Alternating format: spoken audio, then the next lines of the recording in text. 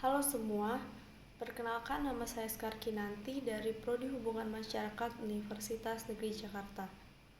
Di sini saya akan menjelaskan how to be a good listener.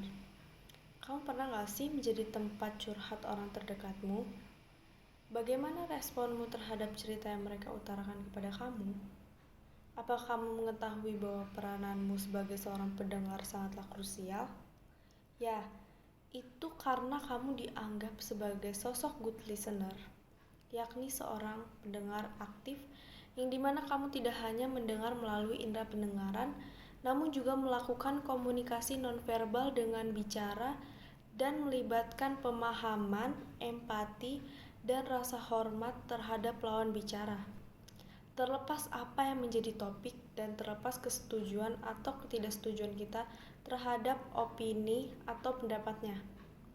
Kepercayaan yang kita dapati dari mereka membuat mereka merasa nyaman untuk terbuka atas masalah yang tengah dialami, di mana persoalan yang tengah dihadapi mulai mengganggu kesehatan mentalnya sehingga ia mulai mengalami depresi, dan saat tengah dalam kondisi tertekan ia merasa bahwa kita adalah orang yang tepat untuk menjadi pendengar. Mendengarkan memang merupakan keterampilan sederhana, namun menjadi pendengar yang baik tidak sesederhana menggunakan indera pendengar saja, namun melibatkan hampir seluruh anggota tubuh beserta pikiran yang tertuju dan terfokus pada lawan bicara. Menjadi seorang good listener adalah tindakan paling bijaksana yang dapat kita lakukan sebagai bentuk tindakan yang paling mudah dan dapat diterapkan mulai kapan saja, tanpa kenal kata terlambat. Hal ini untuk membantu mencegah hal-hal yang tidak diinginkan yang mungkin telah dialami oleh orang lain. Berikut ini adalah beberapa cara menjadi good listener. Yang pertama, tunggu orang lain selesai bicara sebelum merespon. Salah satu hal yang paling sulit dalam mendengarkan secara efektif adalah menunggu orang lain sampai selesai bicara sebelum memberikan respon. Tidak hanya itu, menginterupsi orang yang sedang berbicara juga akan memberikan pesan bahwa perkataan kita lebih penting dari perkataan lawan bicara. Kita juga bisa saja dianggap sebagai orang yang sombong karena terkesan tidak peduli dengan perkataan orang lain. Yang kedua, ulangi apa yang kita dengarkan. Mendengarkan kerap dianggap sebagai aktivitas pasif karena biasanya kita cenderung diam agar bisa menyerap informasi dari lawan bicara. Namun, sebetulnya ada juga yang disebut dengan mendengarkan secara aktif, yang bisa disebut active listening. Caranya adalah dengan mengulangi kembali informasi yang kita dengarkan dari lawan bicara. Apabila ia setuju bahwa yang kita dengarkan sesuai dengan pesan yang ingin disampaikan, maka kita bisa melanjutkan komunikasi. Namun jika tidak, ia harus kembali menjelaskan, sehingga kita paham tentang apa yang disampaikan. Yang ketiga, ajukan pertanyaan, jangan berasumsi. Setiap orang pasti memiliki frame of reference dan field of experience yang berbeda.